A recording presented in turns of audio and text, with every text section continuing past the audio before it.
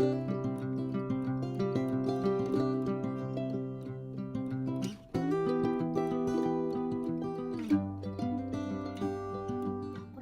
оқырмандар, кітап сапылмас рухани қазына деген атаумен өткізіліп жатқан кітап көрмесіне онлайн жолымызды әрі қарай жалғастырамыз.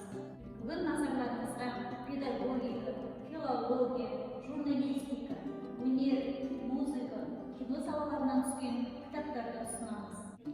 Педагогика саласы бойынша Эллен Битем, Рона Шарптың «Педагогиканың цифрлық дәуірде қайта зерделеу 21 ғасырдағы оқыту дизайны» кітабы, Стив Бартлетт, Диана Бертонның «Білім берудегі зерттеулер» кітабы, Дейл Шунктың «Оқыту теориясы» кітаптарын ұсынамыз. Дейл Шунктың «Оқыту теориясы» еңбегі оқытудың негізгі теориялық принциптеріне жаңа көзқараспен қарауды ұсынады. Кіріспеде оқыту теориялары, зерттеу тәсілдері қамтылса, кейінгі тарауларда нейроғылымының білімге ықпалы талқыланады. Оқулық педагогика, психология саласында білім алушы студенттерге, магистранттарға және осы саланың зерттеушілеріне арналған.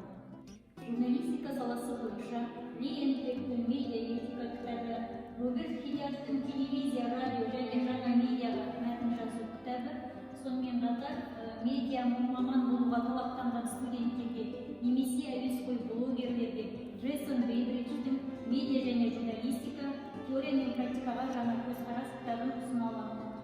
Оқулық кәсіби журналистиканың қалыптасу тарихынан бастап, медиа саладағы өзгерістерді жан-жақты қамтиды.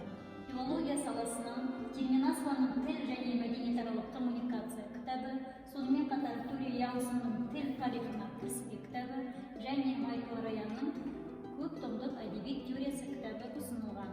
Сонымен қатар филолог мамандарға арналған Виктория Фромкиннің «Тіл біліміне кіріспе» кітабы жалпы оқырмандарға лингвистика ғылымы жөнінде мәлімет беруді көздейді.